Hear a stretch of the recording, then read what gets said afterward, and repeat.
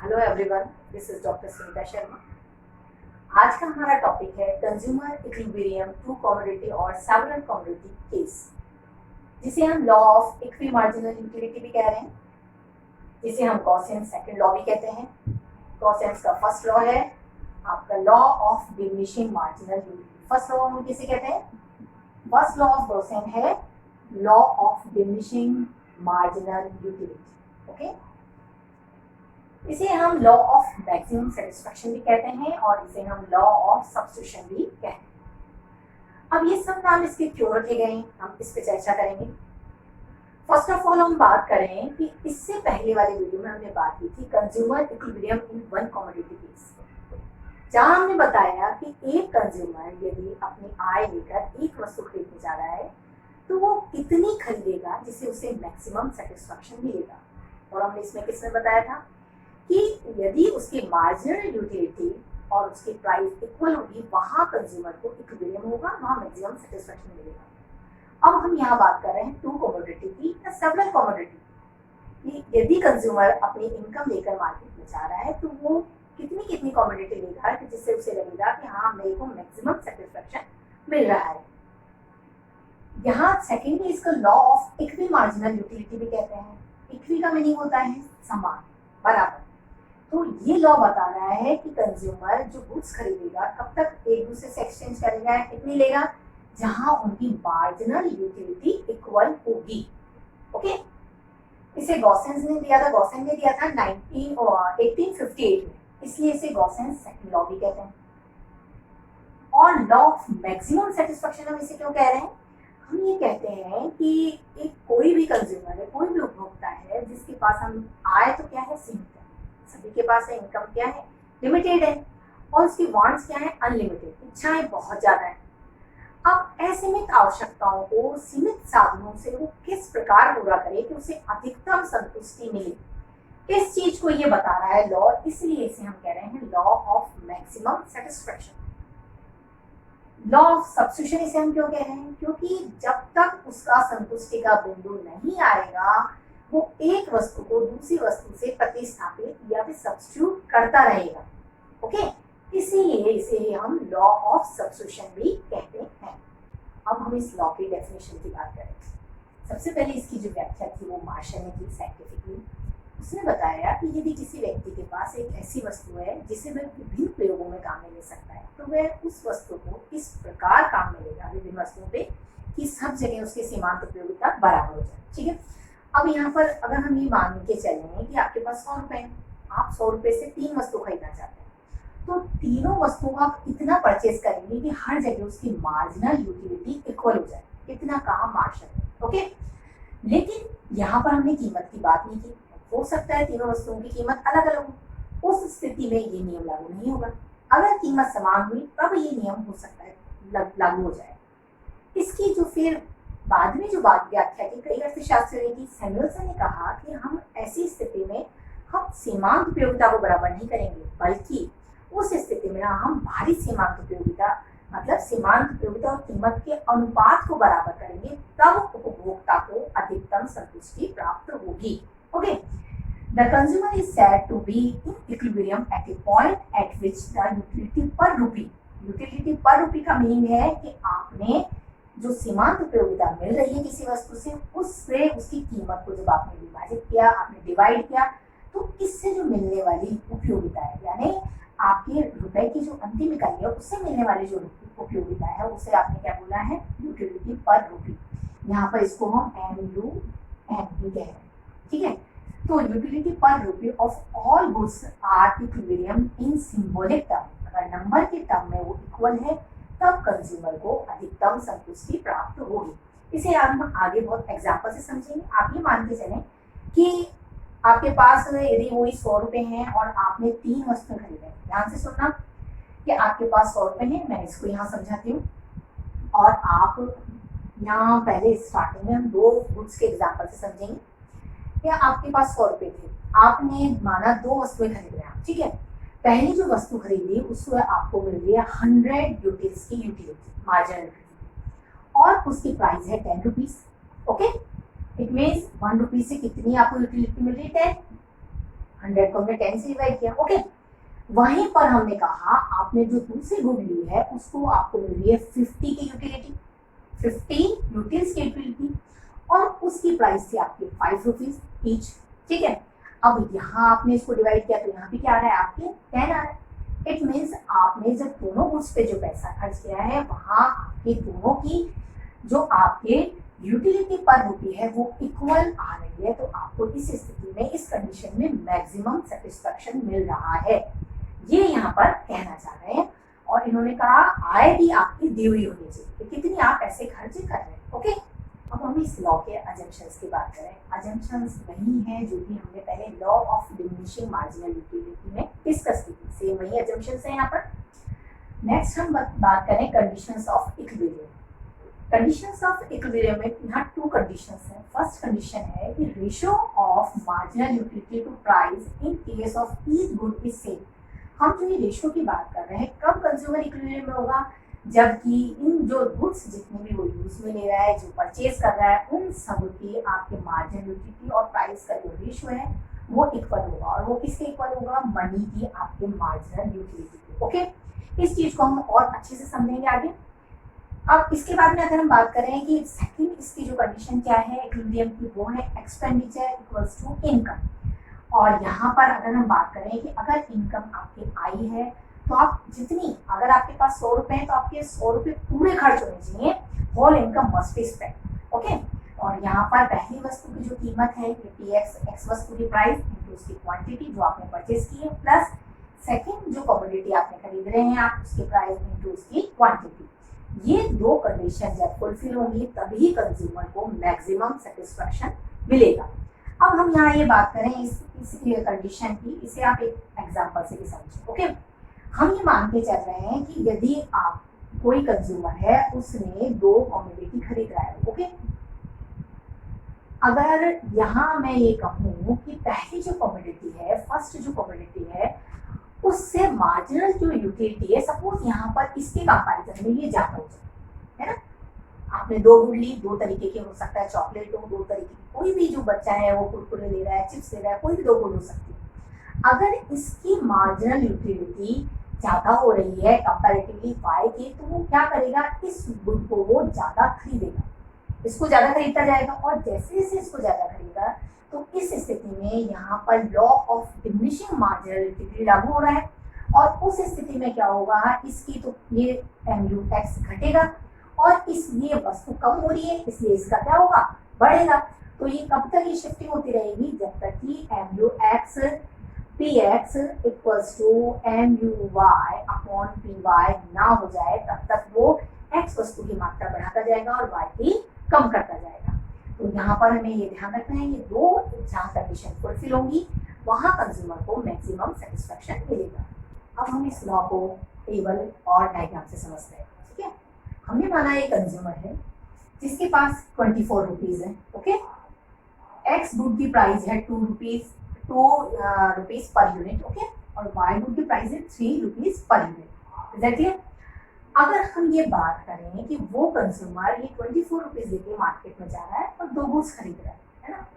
अगर पहली जो गुड है उसकी यूटिलिटी, मार्जिनल यूटिलिटी ये दी हुई है, सेकंड गुड की मार्जिनल यूटिलिटी ये है, उसको मिल रही है। यदि हम उसकी प्राइस से डिवाइड कर रहे हैं पहली मार्जिनल यूटिलिटी को, तो जो हमें मिल रहा है वो है यूटिलिटी ऑफ पर रुपी एक्स गुड, और ये है आपकी यूटिलिटी ऑफ पर रुपी वाई गुड, ठीक है। अगर हम इन सब की बात करें तो ऐसी स्थिति में कंज्यूमर सपोज पहली यूनिट एक्स की खरीद रहा है, पहली यूनिट किसकी खरीद रहा है, एक्स की।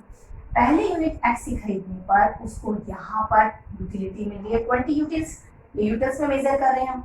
और अगर हम पर रुपीज की बात करें तो उसे मिल रही है 10, ठीक है। वहीं पर अगर वो वाई गुड खरीदता है तो उसे मिल रही है 8, तो उसे कौन सी खरीदनी चाहिए, एक्स गुड, क्योंकि यहाँ ज्यादा मिल रही है। तो पहली यूनिट वो किसकी खरीदेगा, एक्स की खरीदेगा, क्योंकि यहाँ पर उसको यूटिलिटी कंपैरेटिवली इसके ज्यादा मिल रही है। सेकेंड यूनिट जब देख रहा है यहाँ उसे मिल रही है 9 और यहाँ पर अभी भी 8 है, इट मींस वो इस वाई पे तो खर्च नहीं करेगा, सेकेंड यूनिट भी किसकी खरीदेगा, एक्स की लेगा। अब अगर हम थर्ड यूनिट की बात करें तो थर्ड यूनिट के अंदर यहाँ पर उसको, यहाँ पर थर्ड यूनिट में कितनी मिल रही है आपके, यहाँ एक्स गुड में तो मिल रही है 8, वहीं वाई गुड की अगर पहली बात करें तो यहाँ पर भी 8 है। इट मींस ये हमारी जो इक्विलिब्रियम की कंडीशन थी, पहली condition MUX upon PX equals to MUY upon PY यहाँ पर फुलफिल हो सकती है। ये 3 गुण x की ले सकता है और 1 y की लेगा, तो उस स्थिति में पहली कंडीशन फुलफिल हो रही है, ठीक है। वहीं यदि वो 4 यूनिट इसकी ले रहा है और 2 यूनिट इसकी ले रहा है, तब भी दोनों जगह 7 है, इट मींस ये भी कंडीशन हो सकती है, यहाँ पर भी वो इक्विलिब्रियम में आ सकता है।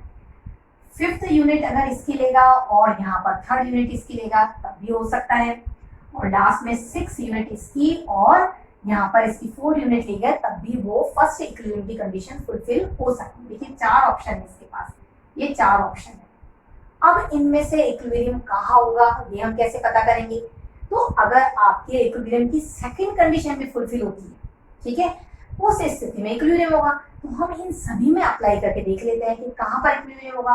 फर्स्ट ऑफ ऑल हमने क्या बोला था, 3 यूनिट तो किसकी ले रहा है, एक्स की। 3 यूनिट एक्स की ले रहा है, इट मीन्स आपने हमारे क्या था, जो हमारे इक्विलिब्रियम की कंडीशन थी, px इंटू एक्स या qx plus py multiply by qy equals to i, ये थी हमारी सेकंड। और फर्स्ट क्या थी, फर्स्ट हमारे इक्विलिब्रियम की थी mu, अगर हम बात करें ये तो आपके सेकंड इक्विलिब्रियम की कंडीशन, और फर्स्ट थी MUX upon PX equals to MUY upon PY equals to MUM। हम यहाँ 2 ही गुड्स ले रहे हैं, ठीक है। अब हम ये तो हमारी हमने देख ही लिया, आपके यहाँ दोनों 8 है, यहाँ फुलफिल हो रही है, यहाँ 7 है, यहाँ फुलफिल हो रही है, ये 6 है, यहाँ फुलफिल, और ये 5 में यहाँ फुलफिल। 4 कंडीशंस बन गई है, चारों में आपके MUX अपॉन PX ये बराबर आ रहा है। अब हम यहाँ पर वैल्यूज पुट करके देखते हैं, ठीक है। हमने सबसे पहले देखा कि यहाँ की प्राइस तो आपको पता है, एक्स की प्राइस कितनी दे रखी है हमने, 2 रुपीज। 2 इंटू QX हम क्या कह रहे हैं, एक्स की क्वांटिटी हमने दी यहाँ पर 3 यूनिट, ठीक है, प्लस Y की हमारी प्राइस थी 3 रुपीज और इसकी हम ले रहे हैं क्वांटिटी 1, ओके। हमने देखे कितने रुपीज इसके खर्च हो रहे हैं, यहाँ पर आपके 6 है और ये 3 यानी 9 रुपीज, ठीक है। और उसके पास कितने थे, 24 रुपीज, और हमें पूरे 24 रुपीज खर्च करने हैं। अब हम सेकंड वाली कंडीशन में देखें, 7 वाले में, 7 में यहाँ वही प्राइस तो आपकी 2 है, क्वांटिटी इसकी हमने 4 ली, प्राइस 3, और यहाँ हम क्वांटिटी कितनी ले रहे हैं इसकी, 2 यूनिट, ठीक है। अब हमने देखा यहाँ क्या हो रहा है, ये 8 हुए और ये 6 हुए, 8 और 6 14, यहाँ भी अभी पैसे बच रहे हैं उसके पास 10 रुपए। अब हम तीसरी वाली स्थिति में बात करते हैं। थर्ड में हमने देखा प्राइस तो वही 2 रुपीज, क्वांटिटी अब हमने यहाँ 5 में आ रहे हैं, 5, ठीक है, प्राइस 3 और क्वांटिटी यहाँ हम कह रहे हैं 3, 6 है दोनों जगह, यहाँ 5 में और यहाँ 3 में। अब हमने देखा यहाँ पर भी कितने रुपए उसके खर्च हो रहे हैं, ये 10 है और ये 9, तो यानी 90, ठीक है। अब हम लास्ट वाली कंडीशन में देखते हैं कि 2 रुपीज, 6 यूनिट उसने एक्स बुक की खरीदी, 3 रुपीज, और उसने वाई की कितनी खरीद रहा है, 4 यूनिट्स। तो अब हमने देखा यहाँ रुपीज उसके 24, इट मीन्स पूरे 24 रुपीज उसके खर्च हो रहे हैं। और तो वो कौन सी स्थिति में हो रहा है ये, जब वो एक्स बुक तो कितना परचेज कर रहा है, 6, ठीक है, 6 एक्स बुक को वो परचेज कर रहा है, ये वाली स्थिति, और 4 वो कौन सी कर रहा है, वाई बुक को परचेज कर रहा है।